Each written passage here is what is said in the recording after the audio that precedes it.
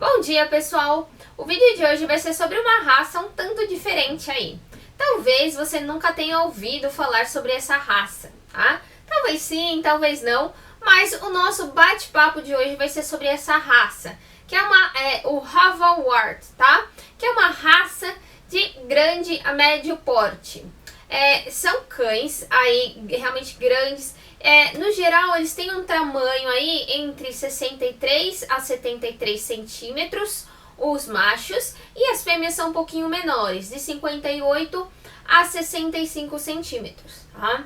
Eles costumam pesar aí entre 30 a 50 quilos, tá? Então são cães grandes aí, realmente pesado. Com relação às cores do Havawart, a gente tem aí a coloração da pelagem geralmente de três tons, né? Que seriam aí o castanho, o preto e o amarelo, que é mais ou menos beirando aí o dourado, tá?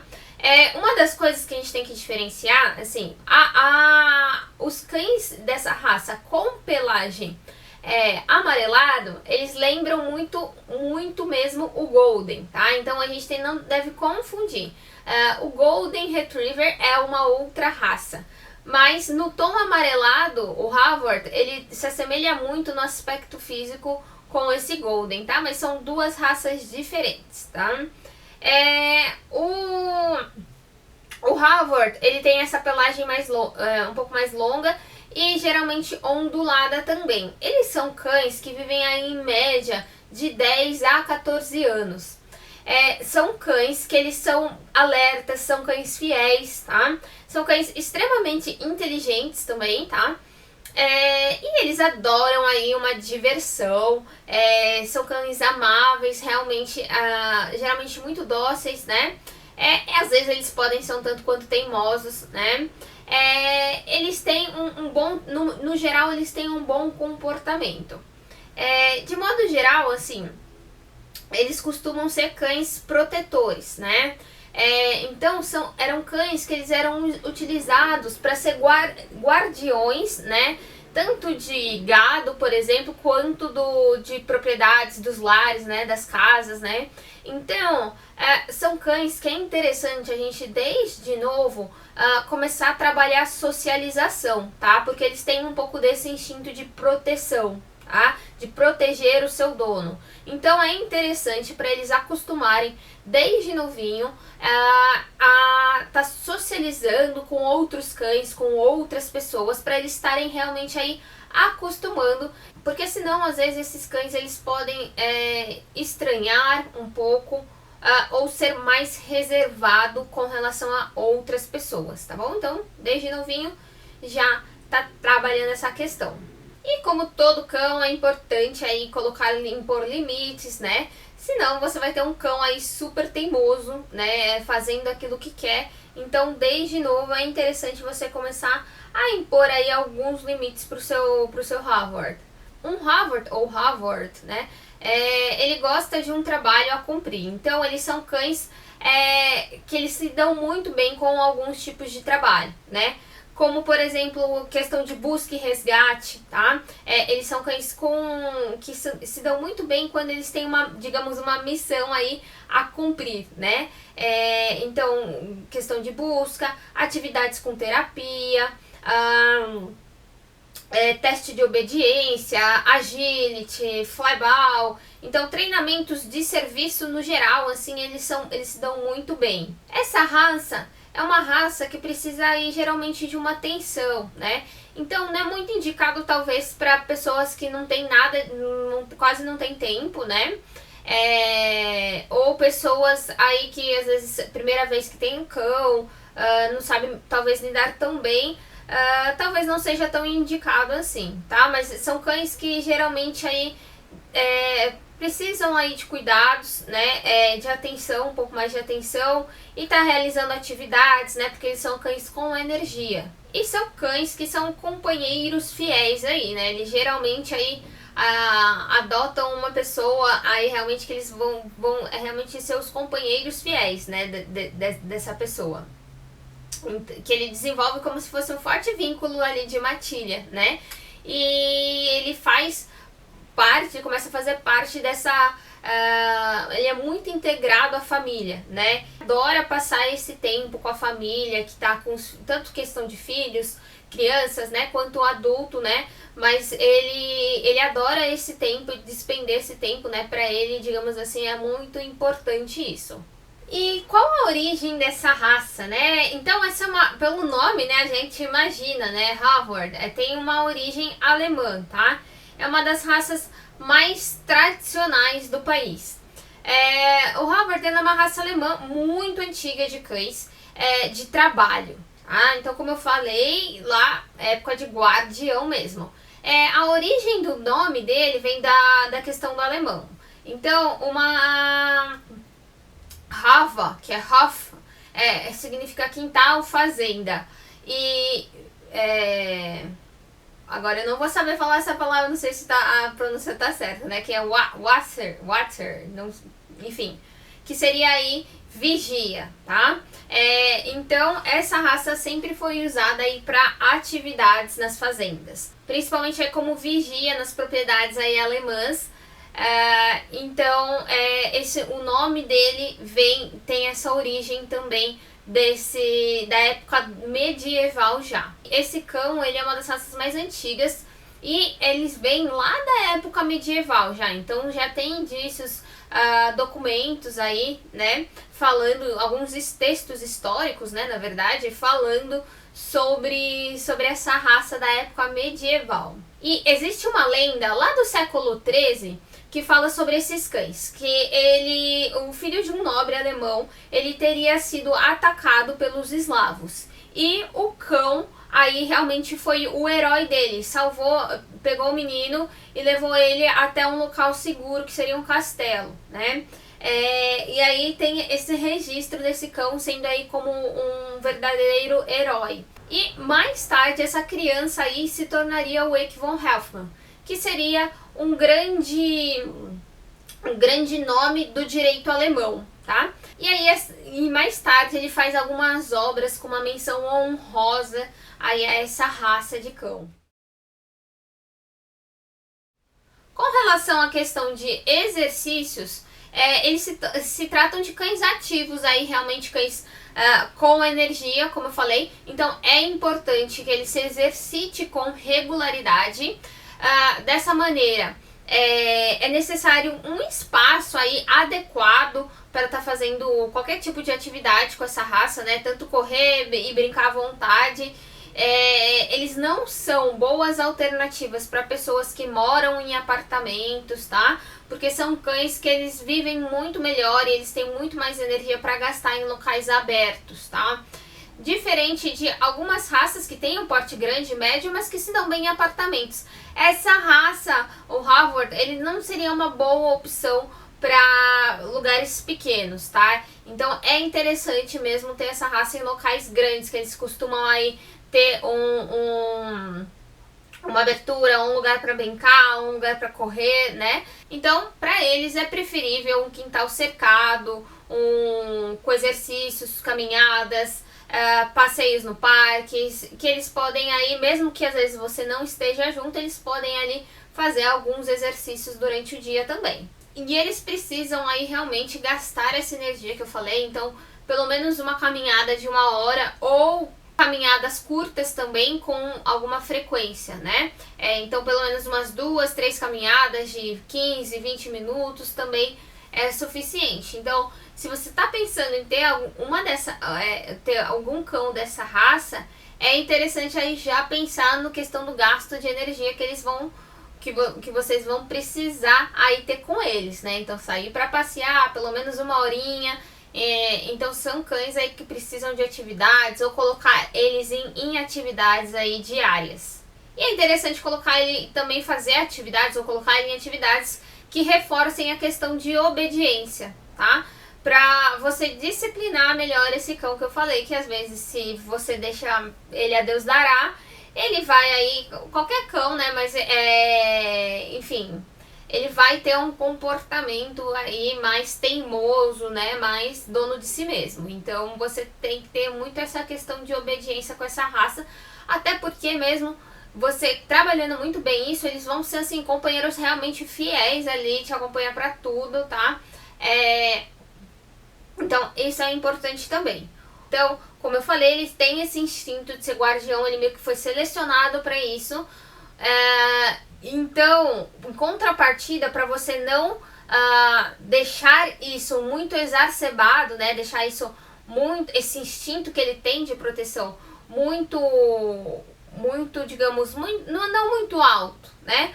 Mas mais acentuado, em contrapartida você tem que trabalhar a socialização com ele, com outros cães e com outras pessoas, para ele estar aprendendo e estar ensinando que vai ser relativamente tranquilo para ele conviver, relativamente tranquilo, assim, eu digo questão de aprendizado, né? Então é uma coisa que tem que ter paciência, como qualquer outro cão, mas com a socialização eles não vão ter essa questão de ser o guardião de uma forma muito forte, muito acentuada, então a gente acaba aí controlando essa questão, porque às vezes a gente começa a ter cães aí com um comportamento de guardião muito excessivo, né, de querendo proteger o dono, não deixar ninguém chegar perto, então por isso que a gente tem que ter ali o controle com relação a isso.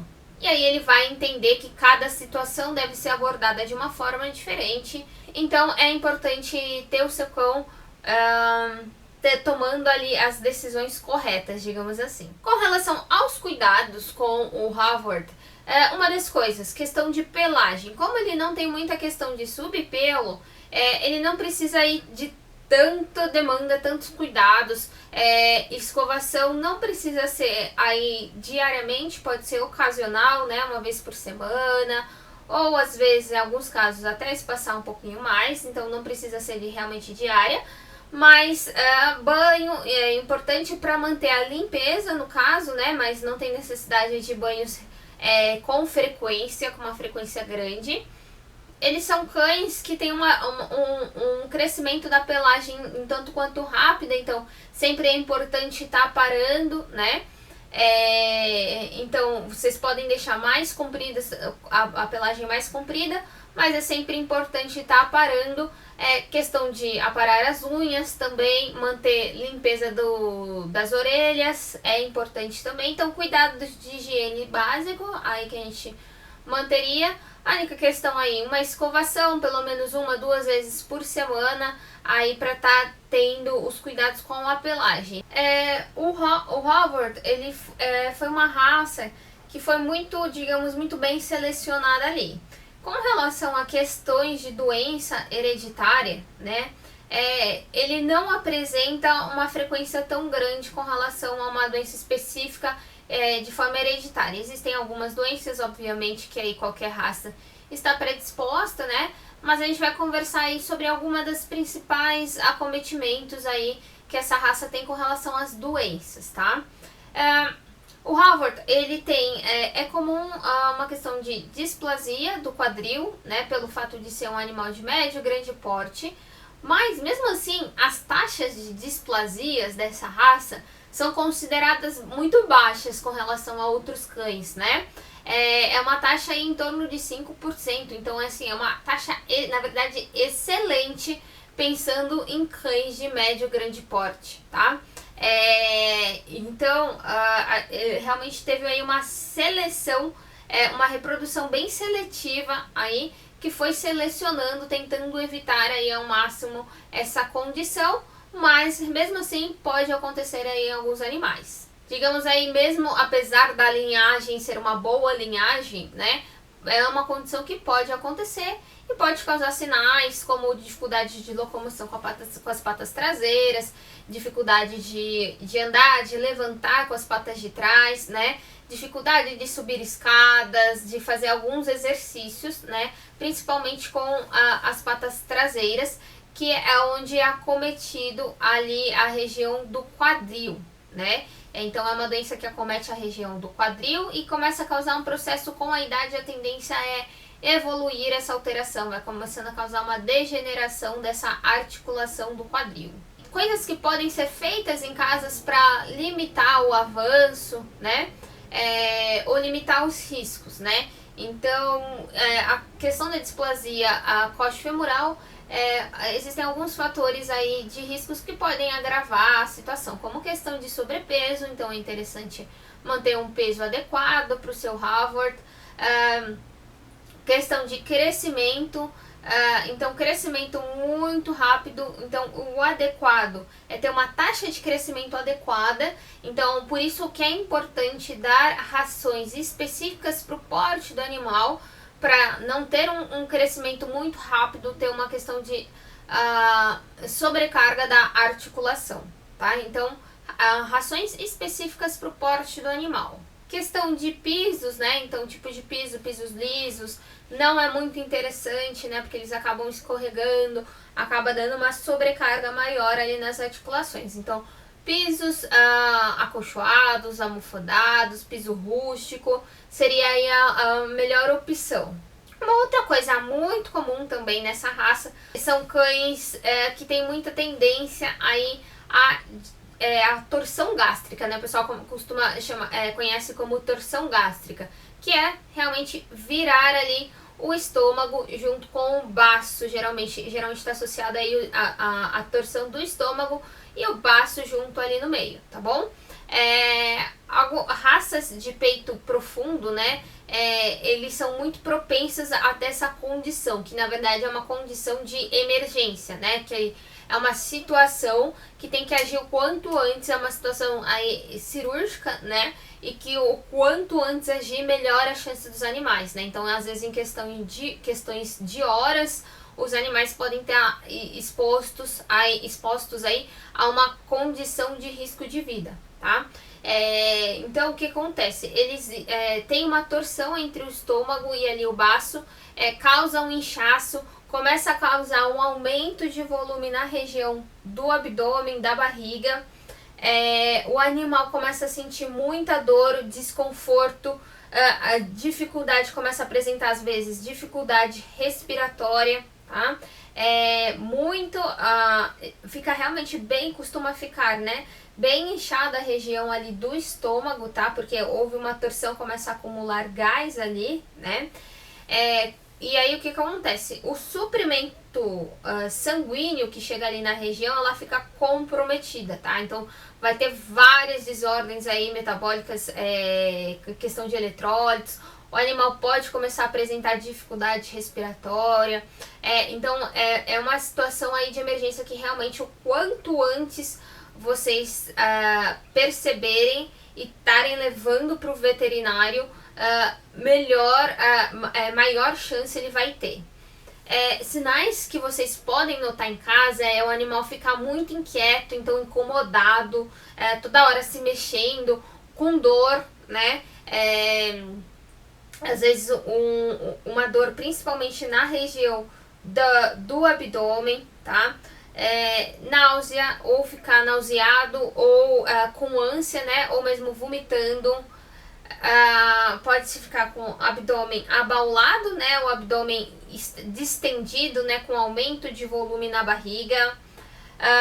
Ofegante, especialmente aí quando está associado aí a aqueles sinais que eu falei anteriormente. Então você já viu que a barriguinha está inchada, eles começam a ter uma certa dificuldade de respirar também. Então, algumas coisas que podem estar sendo feitas em casa para tentar evitar essas condições que vocês devem estar fazendo em casa e estar atento com relação a isso, é questão principalmente aí de alimentação, tá?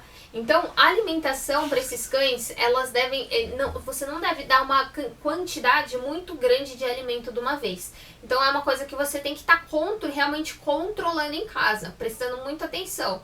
Por quê? Se ele come uma quantidade muito grande de uma vez, ele tem uma maior chance de ter torção ali do estômago. E esse estômago vai distender muito, então ele tem uma maior chance ali de ter uma torção. Então, o ideal é porções pequenas, tá?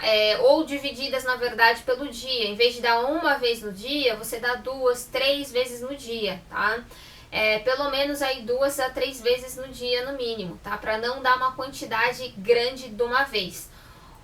E evitar, por exemplo, deixar a ração à mostra, né? Deixar em locais que eles tenham acesso, porque às vezes tem cães que comem se você deixa ali, você saiu, deixou a ração ali, ele vai rasgar, às vezes vai acontecer de rasgar o saco e comer tudo de uma vez, se isso aumenta aí o risco. Então o ideal é não deixar a ração à mostra. Então se você vai sair de casa e deixa ali a ração num lugar que ele tenha acesso, que o cão tenha acesso, ele tem risco ali dele abrir a ração e comer tudo de uma vez, né? Rasgar o saco, enfim, derrubar o pote e comer tudo de uma vez. E comer tudo de uma vez, ele tem aí o risco de ter aí uma coisa que aumenta o risco de ter uma torção ali. Outra coisa também que deve ser evitada, questão de se alimentar, então cão comer e você sair para fazer exercício, ou ele comer e ele brincar com outro cachorro, ou ele comer e sair brincando. Então o ideal, depois que ele comer, é deixar pelo menos uma hora ele ali em repouso, mais quietinho. Por quê? Porque se ele começa imagina, comeu e aí começa a se agitar, começa a se mexer, ele tem um risco ali maior de ter uma torção também.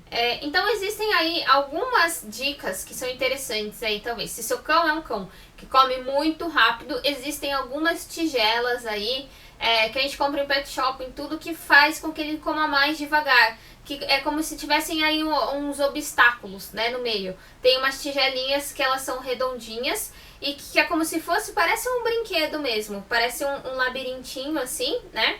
E tem coisinhas no meio pra evitar com que ele coma de uma forma muito rápida, muito desesperada. Se o seu cão é um desses cães e ele tem porte médio a grande, é interessante colocar esses comedouros também.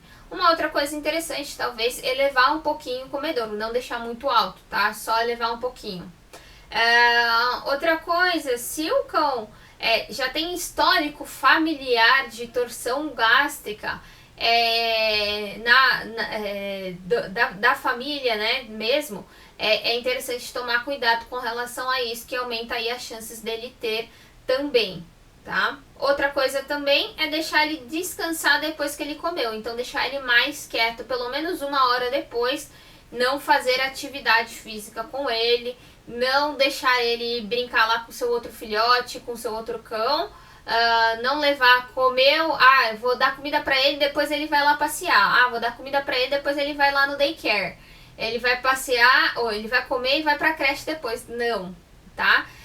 O ideal é deixar pelo menos uma hora descansando depois que ele come, tudo bem? Essa é uma das formas da gente estar tentando evitar essa alteração de torção gástrica.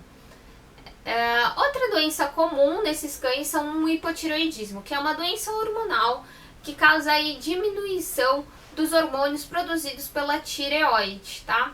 E o que ele vai gerar de sintomas nessa doença? Vai gerar um animal aí mais quieto, mais letárgico, né? Mais lento, mais devagar. Então, são cães que às vezes vão engordar, tem uma tendência muito fácil para engordar, ou dificuldade de perder peso mesmo, né? Às vezes tá fazendo dieta, tá fazendo tudo, e ele tá com sobrepeso e não conseguem emagrecer. Então são cães aí que a gente vai ver com sobrepeso e uma letargia, né? Cães mais lentos. Esses podem ser alguns dos sinais, tá? Não necessariamente sempre vai ser uma regrinha ter isso, mas é uma das coisas que a gente suspeita principalmente. Então ele vai alterar a atividade metabólica do cão, né? Então isso não deve ser confundido, porque vai alterar a atividade metabólica, vai diminuir a atividade metabólica. Isso não deve ser confundido com o cão que está envelhecendo. Então às vezes as pessoas acham que ele tá mais quietinho, ok, mas assim, tá muito jogado, muito quieto, aí a gente tem que ficar atento para não confundir questão de às vezes hipotireoidismo com questão de envelhecimento, né? Que as pessoas às vezes acham que é normal, tá mais gordo, tá mais velho, tá comendo mais, não faz atividade física também, então tem que tomar cuidado com questão de envelhecimento, né? Com questão de hipotireoidismo, tá? E é uma doença relativamente aí, digamos, fácil de tratar, né? Que a gente faz com reposição hormonal.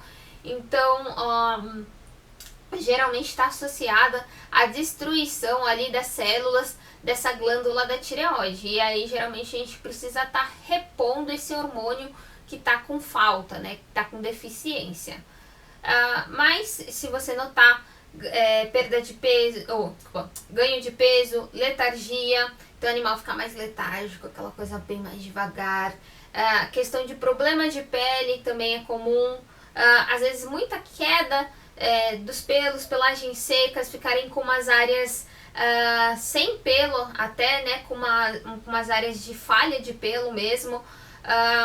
Às vezes podem apresentar também sinais neurológicos, como fraqueza, inclinação da cabeça, ficar com a cabecinha mais caída, uma marcha alterada, um andar um pouquinho diferente, tá? Principalmente essas alterações aí, acho que são o que vocês conseguem notar aí em casa, tá bom? Então, se notou esses sinais aí, fica de olho para ver se o seu Havort não pode ter aí uma suspeita de hipotireoidismo. Outra coisa muito comum nessa raça, otites. Otites externas, principalmente, que aí, quais são os sinais? Otite nada mais é do que uma infecção ali na região da orelha, né? Então, os sinais que os animais apresentam com um problema, uma infecção, uma otite, com uma infecção de orelha, uma otite, ficar incomodado com o ouvido, ficar avermelhado, tanto a parte de fora quanto a parte interna do ouvidinho, da orelha, né, desculpa. Questão de secreção, então ficar com uma secreção ou amarronzada ou amarelada. Ficar coçando muito o ouvido também, ficar bem incomodado toda hora lá, tá coçando com a patinha, geralmente eles coçam com a patinha de trás. Uma outra forma também de mostrar incômodo com essa região é ficar chacoalhando muito a cabeça. Então, às vezes, fica toda hora chacoalhando a cabeça e fica coçando ali o ouvidinho. É uma outra forma também, um outro sintoma, tá? Às vezes ficar esfregando também no chão, mas não é tão comum que nem ficar coçando assim dessa forma, com mais frequência. E como eles têm essa orelha mais caída, né, é uma raça que tem uma predisposição maior a ter esses problemas, tá? O conduto auditivo do Havort, ele tem em torno de 10 centímetros. Então, é um ambiente que ele fica fechadinho, né, que as orelhas são caídas, úmido. Então, um ambiente úmido, se acontece, então por isso que é sempre importante, sempre que der banho, tomar cuidado para não cair água. Mas de qualquer forma, às vezes vai ficar um ambiente adequado para crescer ou bactéria ou fungo ali dentro do ouvido. Então, é uma coisa que tem que ficar de olho com relação às orelhas, o conduto auditivo do seu cão. Então, limpeza dos ouvidos, às vezes é interessante estar de olho para ver se não está juntando muita secreção, né? Não vai me limpar a orelha do seu cão com cotonete, com pinça, tá? Isso acaba prejudicando ainda mais. Então, não é pra ficar enfiando as coisas lá dentro do ouvido do cachorro, não. Só se realmente o seu veterinário indicar. Existem produtos especiais para limpeza da orelha dos cães, tá? Então, caso seu veterinário prescreva, aí você tá utilizando esses produtos. Mas não vai ficar me enfiando coisa diferente lá no ouvido do cachorro, que você viu lá na internet, que você viu não sei aonde, tá? Ou que alguém te falou, não vai ficar enfiando pinça, porque vai acabar prejudicando ainda mais, irritando mais o conduto auditivo, tá bom? Então, hoje a gente teve um bate-papo sobre essa raça, que é o Havort, que é uma raça bem tradicional, uma raça alemã, que vem lá desde a Idade Média, né, que a gente conversou sobre a história dessa raça aí. São cães muito antigos que geralmente eram utilizados como guardiões. Então, pelo fato assim de ser uma raça tradicional, tudo, ele é uma raça um tanto quanto rara, tá? Então, não são cães que são, principalmente aqui no Brasil, não são cães que a gente encontra com facilidade, tá? Então, se você tá pensando em adotar um cão dessa raça, você vai ter que dar uma pesquisada assim muito boa mesmo, tá? Porque não são cães comuns. Provavelmente aí, se você quiser, principalmente o indicado, né, canis especializados, né, provavelmente talvez você não tenha ouvido falar dessa raça, porque ela não é comum aqui no Brasil, né, mas é uma raça muito tradicional na Alemanha. Então, aqui no Brasil não são raças muito conhecidas, muito difundidas, então é um pouco difícil com relação a encontrar criadouros especializados aí nessas raças. Mas se você tiver interesse aí, pode pesquisar, procurar sobre isso, mas não vai ser uma tarefa muito fácil aí não, tá bom? Só pra te avisar. Mas são assim, raças bem aí realmente companheiras, são um cão, né, muito companheiro, que realmente ele tem uma questão de lealdade com seu dono, né? São raças aí que tem esse instinto que eu falei de guardião, mas que eles são, se você já ensinar ele a socializar desde novinho, são cães que vão se dar muito bem com todos, tá? Tanto com cães quanto com pessoas, tá? Então, assim, são cães que são realmente aí, tem um comportamento dócil, né? Mas que tem que ser trabalhado aí desde novinho isso. Então, espero que vocês tenham gostado desse vídeo e conhecer um pouquinho mais sobre essa raça aí, um tanto quanto rara, né? Então, espero que vocês tenham gostado. Se tiver alguma dúvida, manda aqui pra mim que eu quero saber, respondo vocês por aqui, tá bom? Beijão então. E não se esquece, se inscreve no canal para ficar por dentro de todos os vídeos que a gente vai postando. Então, como eu falei, esse é o mês das raças, então esse mês a gente tá fazendo, toda semana eu tô fazendo uma live sobre uma raça específica e além disso eu tô fazendo alguns outros vídeos sobre outras raças também. Então, se você quer saber sobre uma raça específica aí, me manda aqui que quem sabe a próxima não pode ser o que você escolheu. Se tiver alguma dúvida também, manda aqui e não se esquece, se inscreve no canal. Beijão e até a próxima!